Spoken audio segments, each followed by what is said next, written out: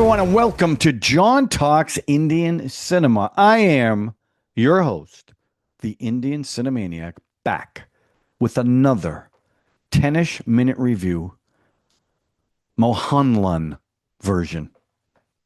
You guys are recommending a lot of his films. Before I get to that, I want to thank all you over 1,460 subscribers, ever closer to the magic 1,500, and eventually 1 million Indian maniacs. I've monetized the channel. There's a good chance I'm going to make 34 cents this month. Anyway, the film I am going to review was recommended by Catastrophic Dawn at Catastrophic Dawn. I have to tell you guys, I love your usernames. That's a great one, by the way. The film is from 1995, Spadikam or Spadikam. Now, Catastrophic Dawn, I hope you're a loyal viewer to the channel because, as you know, 1990s Hindi cinema or Indian cinema, Malayalam, Tamil, Bollywood, not a huge fan. I always have to put up warnings because the aesthetic I don't like, the sound quality is terrible. It reminds me of 1970s kung fu movies. So it's already at a deficit before I even watch the film, even though Mohanlal is in it. And Catastrophic Dawn let me know that he won the Kerala State Film Award that year, the 27th Film Award for this film.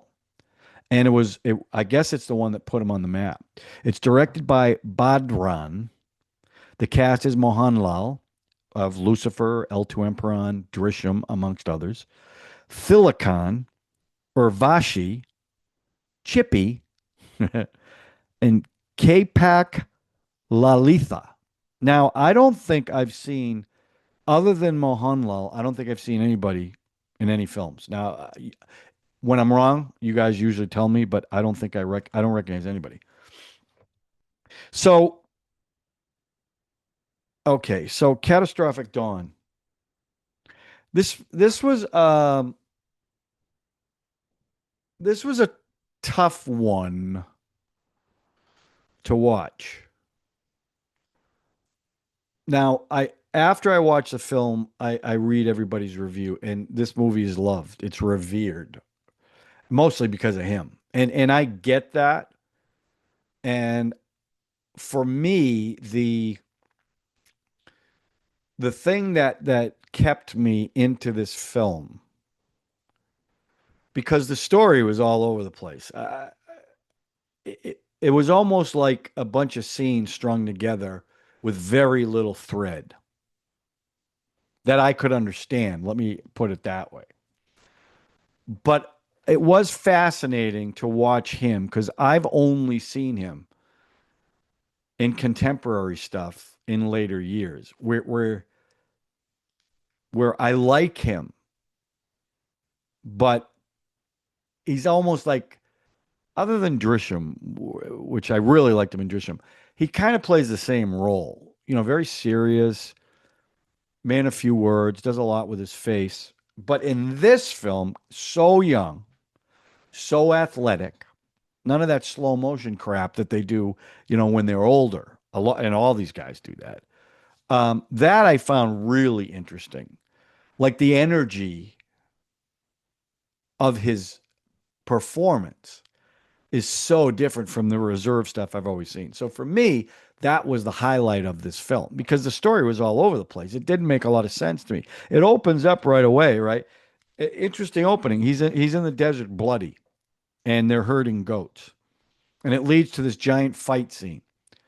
Now, again, the thing about 90s cinema, the fight scenes have that, the sound effects are terrible. It sounds like the kung fu movies, you know, the slapping. The punches and kicks are always a foot away. So they're missing by a foot, right? But I will say that the way he moved, the way he's jumping around all over the place, you know, the stunts he was doing was really impressive. And I found that really interesting, having seen him in so many other things where, he does a lot of kicking in the contemporary films, not in this film. He's punching, he's slapping, he's rolling, he's jumping off of stuff. Um, and then at one point he pole vaults on to a second level to go after a guy. So he pole vaulted, right? And he's Toma or Thomas, but they call him Toma. They call him a lot of different things.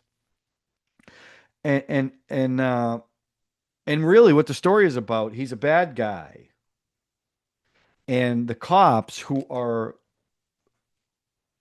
like from start to finish incredibly corrupt, and they're the villains of the film, literally the villains. And even though he's a bad guy, you root for him. So he's an anti-hero. And his father hates him. His father's a professor. And he's got a name for him. What does he call him? I'll get to that. He's got a parrot in the house that calls him that says tiger, tiger over and over again. Uh, and it's about how the cops are trying to take him down, and his sister's getting married, and there's a whole thing there where he's trying to protect her, so he ends up getting beat by the cops, and she says don't do anything, so he doesn't and gets beat up, but he doesn't really get beat up because he's too cool for that. Um, and then so so the film ends up being, one, how's he going to take down the corrupt police?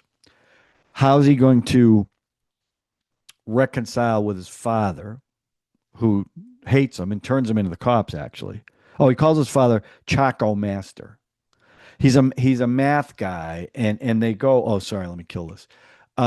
They show in flashbacks how cruel the father was to him. The kid is mechanically inclined, and throughout the film in flashbacks, he builds gadgets. Very clever. But his father, it's a waste. He wants him to be a mathematician. And he made this one thing with an arm that cranks a wheel. I think, oh no, a knocker. Or it hits a bell. That's what it was. It hits a bell. And the guy, it's this beautiful piece of art, really. And the father smashes it. And that comes back later on. We'll get to that in a second. Um, so, uh, so they hire somebody to fight him, and they do, and he gets stabbed. He's in the hospital in serious condition, and the father visits him. And then there's a scene, and the editing in this was strange. It just was. I don't know how to describe it any other way. But he's in the hospital, right, recovering from the stab wound, and the cop comes in to kind of needle him a little bit. So he gets up and he's starting to put his clothes back on. It cuts to a car chase with him and the cops. Just cut right to it. So that didn't make any sense to me. Um, so then there's a scene where his father, he works in a quarry, which is the location was actually pretty cool. But there's a scene where the bad guys put a bomb on his truck with a timer. So the whole thing is like, are they going to blow up with everybody in it? And the father, he ends up saving him. And he says, Dad, I'll call you Dad instead of Tiger. Because, okay, this is why. Because he hears the bell ringing. Now, this is an adult because they do a lot of flashbacks. Again, they jump back and forth. He's ringing a bell, and he runs to this room where the bell is ringing, and it's in slow motion framed in the door. And there's his arm thing. Well, his childhood friend, who's a girl, who now is his girlfriend, Thalasi, saved this thing for him. And that was an emotional scene for him. So he avoids the bomb in the truck because there is one honest cop who ends up telling him, and they bail out, and the thing blows up, and they think they got him. So when the cops come to gloat a little bit, he comes out, and there's a big fight thing too. And then what happens is the cop ends up shooting at him, and the father jumps in front and gets shot. I know I'm jumping all over the place, but so did the film. And then there's a scene earlier in the film, the cops handcuffed him to a car and drove him and made him walk next to the car, kind of dragging him. Well, the bad cop, and the cop at the end is bad, he handcuffs him to the car. Thoma drags him, gets out of the truck, goes over a cliff, kills him. That was pretty cool. Now his father's been shot, right? Well, now they go to the hospital and they have, before they can really reconcile, the father dies. Now Thoma killed the cop, right? So the film ends with him turning himself in and going to jail. That's how it ended.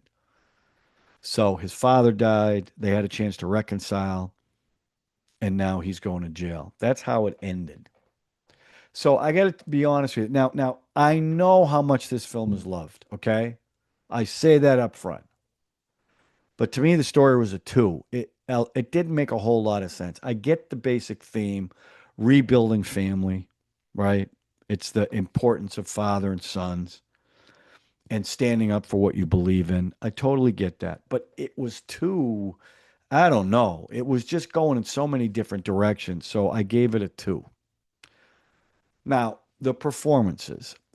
I actually thought, in Malayalam films, I always say this, are very grounded. And for a 90s cinema, this was fairly grounded. Not like contemporary stuff, but much more than like a Bollywood film by far. But again, for me, the reason why I was into this film at all, because there were times where I was just like lost. I just didn't get it. But the glue that held it together for me was his performance, because it was just so radically different from everything else that I've seen. And I could see why people were like, wow, this guy's something else. Because I saw stuff from him I've never seen before emotionally. And I really enjoyed his performance in it. Everyone else was fine. Like the father, I thought was a little too, like a little over the top cruel. Now, maybe that's something that happens in that world. I don't know. But it wasn't so believable to me how awful he was to him. But because of Mohanlal, I'm going to give the performances a four, because it was the thing that kept me in the film. Now the music. There were a few, unlike contemporary Malayalam films, there was four songs in this, right? The first song, they're in the quarry as they work. Now he is getting his feet oiled up and massaged. And the song is Aya Aya, fondle him, while he's getting his feet massaged. It was actually a cute number. The second song isn't really a number. It's a flashback where he builds a transistor radio. And they're playing a song through the radio, and it sounds like an old Hindi song, and I assume it is. And that was kind of a cute scene where the whole family is getting into the music, and they really like it a lot. And then the father comes in and smashes the radio. The third song is, and there's a whole thing with a coconut tree that I'm sure in the culture is significant, but was a little lost on me. But it's a love song with his friend from school as he's falling in love. And the song's about a coconut tree sapling. And then they're in a giant field with goats in part of the song. And the last song is he thanked her for something. And he says, "What can I do for you?" And he always wore these Ray-Bans, aviators. And she goes, "Give me the glasses." And she puts on the glasses. And then there's memories of them as kids, and it plays along with the song. The music was fine. It was a 3. Didn't hurt it, didn't help it. Now, my verdict. It was a 3. I really enjoyed watching him in it. And again, the differences between that and what I'm seeing now. But the film itself, it was too all over the place for me. I didn't quite get it. And I know some of you, that's sacrilege for some of you because the movie is so loved. But my whole thing here is I got to be honest. I do appreciate, I appreciate the recommendation though, because seeing him like that was pretty cool. Was pretty cool, I have to say. So thank you for the recommendation, and let me know what you guys think. Are you mad at me? Do you agree with me? Do you disagree with me? Let me know in the comment section, okay? Okay, so the film, let's go to the next section where I give you my recommendation.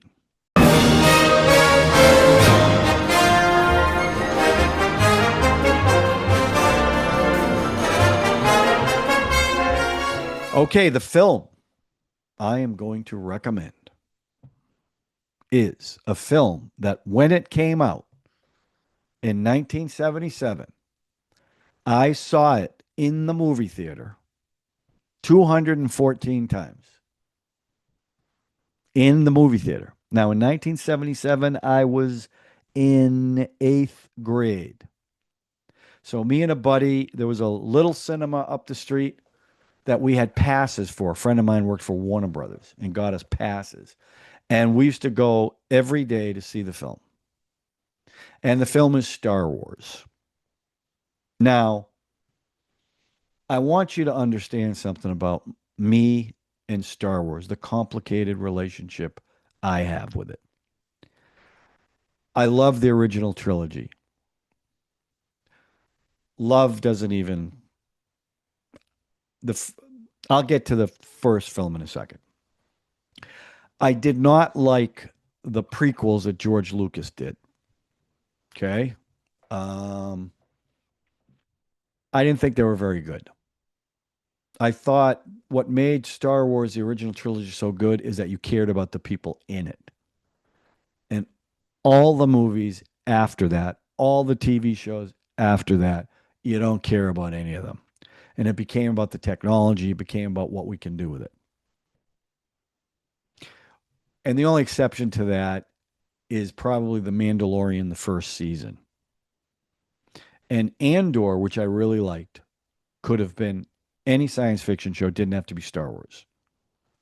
And it would have been good. Okay? I'm not a big fan of what they're doing to Star Wars. I think they've killed it for a lot of reasons, and I won't even get into them. But I think they destroyed it.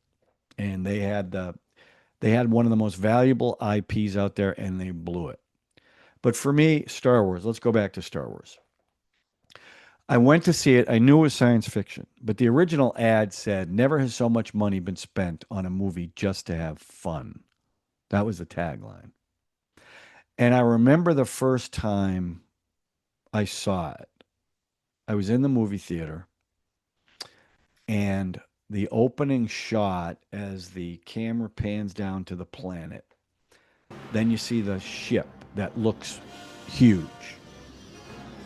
Leia's ship, right?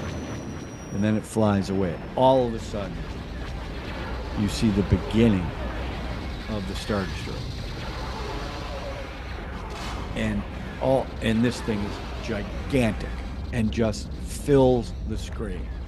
And I remember that image so vividly.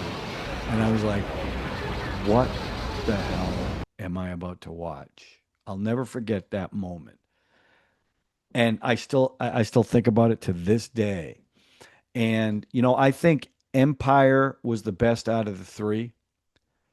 But for me, Star Wars, look, I was 15 years old. Obviously, I related to Luke. I wanted to be Luke. I wanted a lightsaber. I wanted a ray gun, a blaster. Harrison Ford, and by the way, he shot first. I don't care what George Lucas did. He shot first, and that made his character badass. All right. Leia was a strong woman who didn't have to announce how strong she was.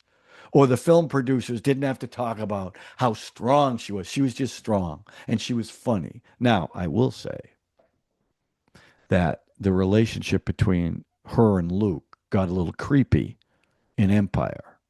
And Lucas said they were always brother and sister. That's a lie. There's no way he would have done that whole thing with the kissing if he planned on them being brother and sister. So don't let him kid you there. Special effects, like nothing we've ever seen. I just remember walking out of there. I remember the first time I saw it, I got to see this again. I got to see this again. And I'm lucky because I have the ultimate Star Wars collection on Laserdisc that has the original Star Wars with none of the, George Lucas tweaks, which I'm not a fan of. I like it that it's available, but I want the original to be available too, because that's the one that I grew up with. That's the one that I loved. I don't need all that other distractions. I don't. But I love this film, and if you've never seen it, shame on you. See it because it's got more heart. You care more about the people in it, including the droids.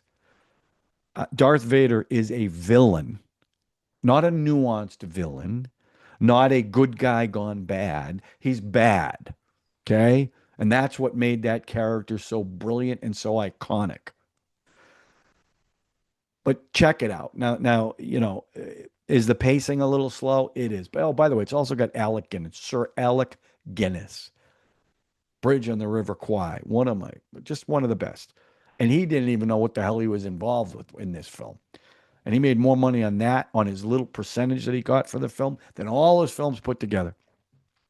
Big fan, love it. You can tell by all the helmets I have, and I've got more downstairs. I got lightsabers, I got blasters. I should have brought them out so you guys could see them. One of these days, I'm going to do a show about my helmets and all my movie props because I got a ton of them.